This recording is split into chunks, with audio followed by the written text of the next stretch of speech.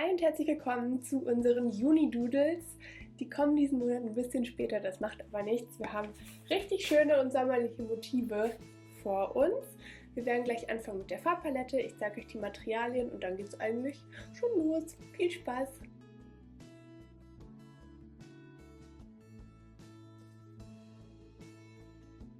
So, wir starten einmal kurz mit unserem Material. Ich habe hier wie eigentlich immer den Mixed Media Block von Van Gogh und meinen Landlust Aquarellkasten, mit dem ich die Farben mir gleich zusammenmischen werde. Und außerdem hier kurz unsere Skizzen, die ich euch einmal noch zeigen wollte. Was wir denn eigentlich heute malen, könnt ihr euch schon mal die Sachen zusammensuchen. Und dann habe ich noch einen Rundpinsel von Cum, den Aquarellbleistift von Faber-Castell und dann noch einen Aquarellbuntstift von Faber-Castell, den ich an 1-2 Stellen mit benutzen werde. Sonst brauchen wir nichts. Ich würde sagen, wir starten jetzt erstmal mit der Farbpalette ganz kurz, die ich euch einmal zeigen will. Für dieses helle Grün habe ich hier das Saftgrün aus dem Kasten gemischt mit dem Titanbuff hier oben. Einfach nur ein bisschen das abgemattet quasi.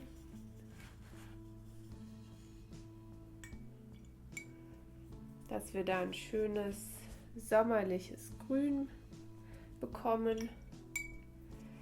Dann einen helleren Blauton, so ähnlich wie der Buntstift im Prinzip. Ich schaue gerade mal, was die Reste der Palette noch hergeben, aber ich werde dann ein bisschen von meinem Blauton hier aus dem Kasten noch dazugeben. Und auch da gibt es ein bisschen Titanbuff dazu, dass es auch ein bisschen pastelliger wird an dieser Stelle. Als nächstes haben wir ein richtig schön knalliges Rot.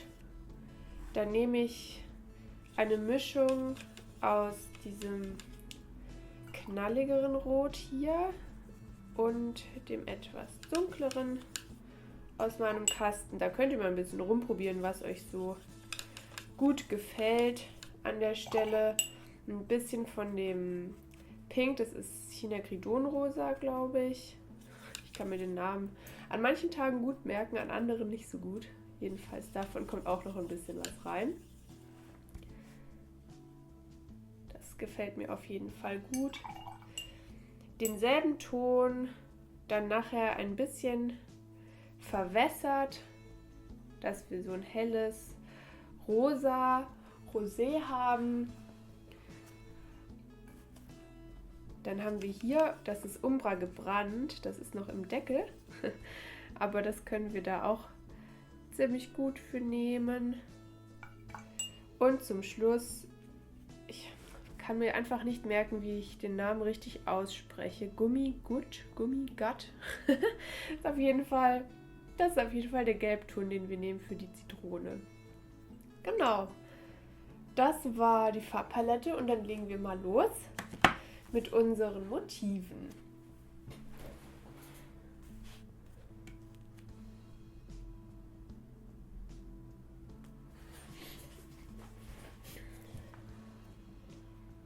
Wir fangen einmal hier oben an, damit wir von oben nach unten arbeiten können.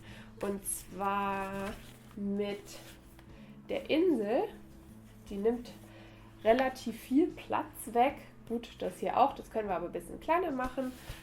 Aber bei der Insel haben wir auch ein paar Schichten, die trocknen müssen, deshalb fangen wir damit an. Und zwar erst einmal mit dem Sand quasi, also dem Hügel der Insel. Ihr könnt das so groß oder klein oder rund oder flach machen, wie ihr möchtet. Ich mache auf jeden Fall direkt einmal hier da drum das Wasser, damit das hier unten ein bisschen verlaufen kann. Das soll ein fließender Übergang werden. Könnt ihr einfach mal gucken, wie das bei eurem Papier so funktioniert. Und im Prinzip können wir auch direkt schon mit dem Umbra gebrannt die beiden Palmen hier draufsetzen, also die beiden Palmstämme sozusagen. Ich mache den einen ein bisschen gerade, der andere neigt sich so zur Seite. Und wenn das noch nass ist, dann tupfe ich auch hier die restlichen Pigmente von meinem Pinsel noch da rein. Da können wir auch eigentlich schon direkt mit dem, den Palmblättern weitermachen, mit unserem Grün. Und zwar sind das eigentlich nur so einzelne Pinselstriche. Das wäre vielleicht in einem anderen Bild, wäre diese Art von Pinselstrich vielleicht eher ein Blatt oder sowas. Aber hier, also ein kleines Blatt und jetzt wird es halt hier zum großen Palmblatt. Die rechte Palme, die hängt so ein bisschen schief in der Kurve. Aber das finde ich irgendwie ganz cute. Deshalb lassen wir das jetzt so. Die Blattenden, die laufen spitz zu. Und dann können wir gleich, oder wir gehen nachher auf jeden Fall nochmal hier überall drüber in einer zweiten Schicht. Hier würde ich jetzt gerne die Erdbeere hinmachen. Da starte ich mit einer Schicht von unserem Rotton, den wir uns gemischt haben. Und das ist ja wie so eine Herzform, beziehungsweise Erdbeeren haben ja die verschiedensten Formen. Also da seid ihr total frei. Das muss jetzt nicht genau so oder so aussehen. Wenn ihr wollt, könnt ihr schon mal ein paar Schatten setzen mit einem bisschen dunkleren Rotton an der Stelle, aber das darf an sich so erstmal trocknen, bevor wir dann nachher mit dem Stiel und den Blättern auch nochmal drauf gehen. So, vielleicht machen wir direkt weiter mit dem Obst. Wir haben ja noch zwei unterschiedliche, beziehungsweise zwei andere Obstsorten. Jetzt kommt so eine Art, ich würde sagen, ein Pfirsich oder eine Nektarine vielleicht.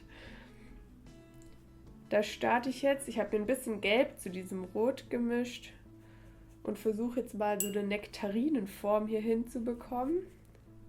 Ist ja eigentlich von der Form her so ähnlich wie ein Apfel, finde ich. Wir sagen jetzt einfach mal, es ist eine Nektarine und je nach Reifegrad hat die ja auch dann unterschiedlichste Farbnuancen noch, die ihr ausgestalten könnt. Zum Beispiel auch so ein dunkleres Rot. Da kann man ganz toll mit der Nass-in-Nass-Technik einfach ein bisschen spielen und an der einen oder anderen Stelle nochmal was reingeben und das dann verlaufen lassen. So. Das gefällt mir gut, das lasse ich jetzt auch trocknen. Dann können wir hier vielleicht unsere kleine Limo hinmachen. Dafür nehme ich so den verwässerten Rotton hier, also mit viel Wasser, auf den Pinsel. Und das Glas hat jetzt so eine kleine Neigung nach rechts bei mir auf dem Papier. Deshalb, also wird es quasi erstmal ein Rechteck, das da oben so ein bisschen nach rechts schwappt, als würde man das Glas gerade schräg halten. Und dann könnt ihr auch schon ein paar Tupfer reinmachen, weil ich mir vorgestellt habe, dass das so eine Limo oder vielleicht eine Bowle oder sowas ist, wo frische Früchte drin sind. Und das Glas an sich, das machen wir nachher noch hier mit dem Buntstift drumrum. Aber auch da lassen wir erstmal die Farbe jetzt trocknen.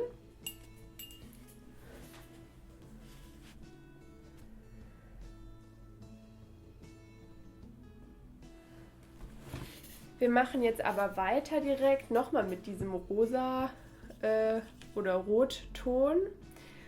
Und zwar machen wir unsere Blume und hier fangen wir an mit den mittleren Blütenblättern. Die haben jetzt keine streng definierte Form. Ich mache einfach so ein paar Blütenblätter erstmal hin. Die müssen auch nicht unbedingt, so wie hier, eine Blütenmitte dann haben. Das sind ja ganz viele Blütenblätter aneinander, die so schon fast ein bisschen ineinander verschwimmen. Und oben und unten dürfen die so ein bisschen verlaufen. Und dann schnappe ich mir noch mal ein bisschen was von dem Saftgrün nach in unsere Mischung und damit mache ich die ersten oder die Blätter da oben schon mal hin, ein paar an die Seiten. Ich ziehe den Pinsel einfach nur zu mir mit ein bisschen Druck und in die Mitte dürfen auch ein paar Stiele, dürfen die durchschimmern und der Stiel unten dann natürlich schaut auch raus. Und je nachdem, wie ihr wollt, könnt ihr da an die Seiten einfach noch ein paar Blätter dran setzen. Auch da gehen wir gleich noch mit einer zweiten Schicht drüber, aber erst lassen wir das mal trocknen. Uns fehlt jetzt noch die Zitrone, der Krug und die Muschel. Das muss jetzt alles noch hier irgendwie hinkommen. Ich würde sagen, hier passt doch gut so eine knallige Zitrone rein. Die mache ich so ein bisschen auf die Seite, also erstmal ein Oval quasi. Und dieses Gelb bringt so wunderschön hier nochmal einen Farbklecks mit rein. Das gefällt mir richtig, richtig gut. Die erste Schicht darf ruhig ein bisschen verwässert sein. Und hier an den Seiten können wir dann nochmal mit ein bisschen höher pigmentierter Farbe reingehen, um die Rundung quasi anzudeuten. Und das lassen wir dann auch erstmal so trocknen. Der Stiel und so weiter, der kommt nachher dann dran. So. Für die Muschel nehme ich mir wieder meinen Blauton und die Muschel, die soll am Ende so aussehen. Deshalb fangen wir erstmal mit so einer kleinen Spitze an und dann dem ersten Teil, der so rund und größer nach unten ausläuft. Ich weiß nicht genau, wie das bei Muscheln heißt, die einzelnen Bestandteile. Wenn sich da jemand von euch auskennt, schreibt das doch gerne mal in die Kommentare, dann lernen wir alle noch was. Und jedenfalls die anderen Abschnitte quasi der Muschel, die werden kleiner da unten dran gesetzt, bis wir dann so einen Zipfel unten haben. Das ist erstmal die Grundschicht, mit der wir arbeiten und nachher gehen wir mit einem bisschen dunkleren Blau noch drüber und arbeiten das eben aus. Die Grundierung für unser letztes Motiv, die mache ich mit dem Titan Buff und zwar wird es ja so ein Krug werden. Das ist im Prinzip auch erstmal nur ein Rechteck, das unten ein bisschen breiter ausläuft als oben. Und das wird dann gleich noch von uns angemalt, wie ich mir den Krug auch in echt vorstelle. So. Gut, dann sind wir jetzt schon mit der ersten Schicht fertig und dann geht es jetzt an die Details.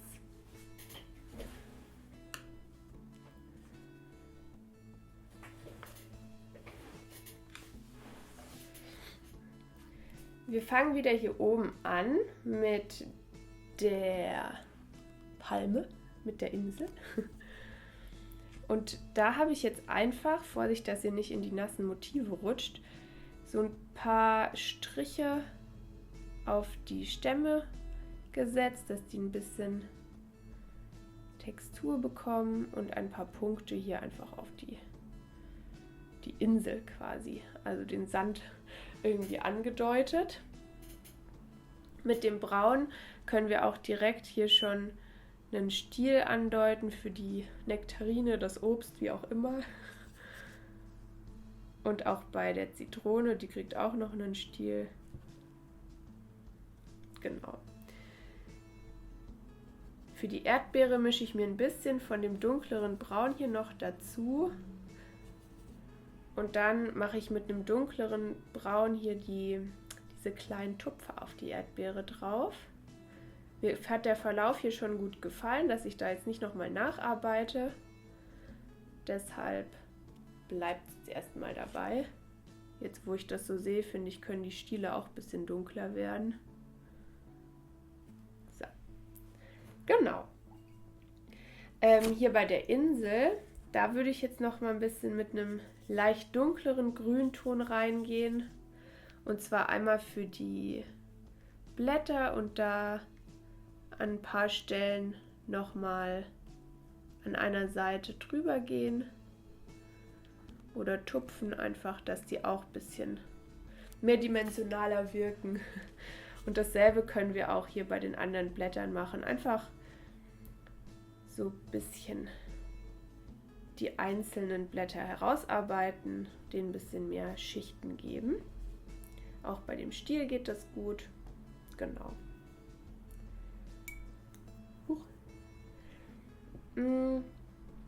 Mit dem Grünton, den ich mir jetzt noch erstmal ein bisschen hier nachfüllen muss, weil ich schon alles aufgebraucht habe. Der ist jetzt ein bisschen dunkler, genau. Habe ich für die Erdbeere den Stiel noch über. Und dann mache ich da so ein paar krackelige Blätter dran, so 3. Der darf genau auch über die Erdbeere drüber gehen. Muss aber auch nicht. Das könnt ihr machen, wie ihr wollt. Den Rest von der Farbe auf dem Pinsel brauche ich hier nochmal auf für die Blätter an unserer Blume. Müsst ihr aber nicht. So, dann hole ich mir jetzt hier für unseren, ich will immer Pfirsich sagen, aber eigentlich glaube ich, soll es der Nektarine sein. Ich bin ein bisschen verwirrt von meinem eigenen Motiv. Habe ich hier noch eine zweite Schattenschicht aufgetragen an 1-2 Stellen. Einfach damit es ein bisschen interessanter noch wirkt, das Motiv. Und jetzt müssen wir aber hier noch das Meer fertig machen. Ich habe nur ein bisschen dunkelblau auf meinem Pinsel und damit würde ich jetzt noch so ein paar Wellen hier dazu machen. Die dürfen hinten dünner werden und vorne dicker. So wie ihr das mögt. Und bei der Muschel, weil mir das so ganz gut gefällt, würde ich die jetzt erstmal ganz grob umranden und diese einzelnen Abschnitte quasi nur so herausarbeiten. Und den Rest, da mache ich dann, ich habe ja nachher noch hier das Glas mit dem Buntstift und da gehe ich nachher einfach noch mal ein bisschen drüber. Aber mit dem Blau würde ich jetzt hier noch den Krug einmal oben und unten schon mal bemalen. Das sieht man jetzt vielleicht auf dem Video nicht ganz so gut, aber hier ist das obere und untere Ende auf jeden Fall von meinem Sommerkrug. Die Zitrone, die bekommt noch mal mit ein bisschen mehr Farbe auch ein paar Schatten. Das sieht schon nach mehr aus auf jeden Fall. Und die Blume, die darf auch an ein paar Stellen noch ein bisschen ausgearbeitet werden. Also vor allem da, wo ihr sagt, das sind jetzt Blütenblätter, die noch ein bisschen mehr rausstechen sollen.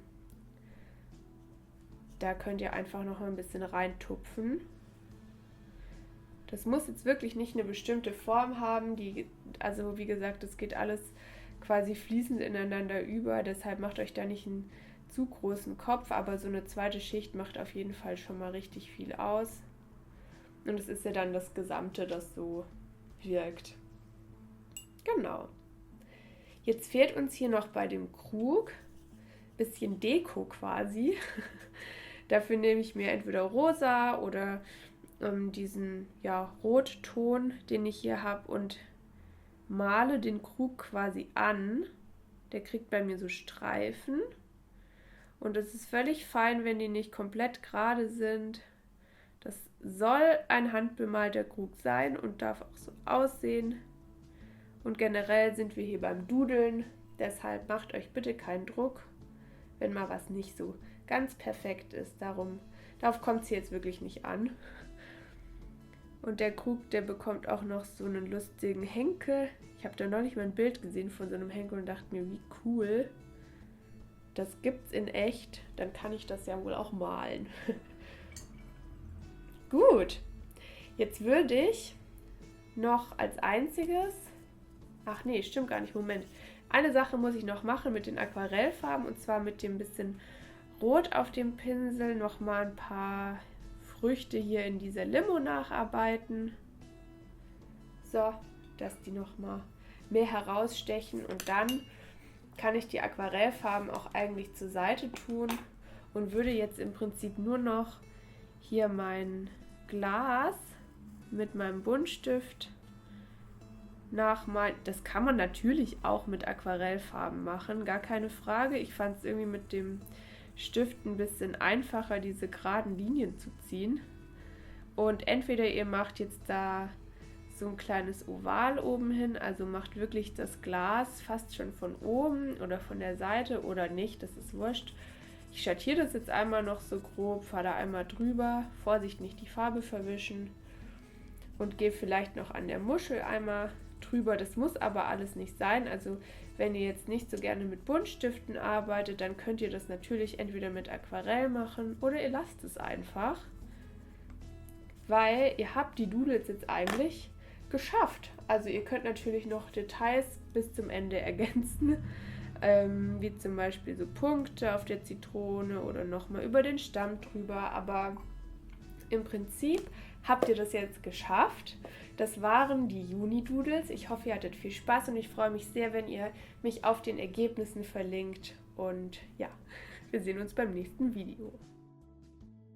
Wenn euch das Video gefallen hat, dann freue ich mich total, wenn ihr mir ein Abo dalasst, damit ihr keine Videos mehr verpasst. Es kommt mindestens einmal im Monat ein Video von mir online mit kleinen Tutorials und vielleicht auch noch ein paar andere Sachen. Bis dann!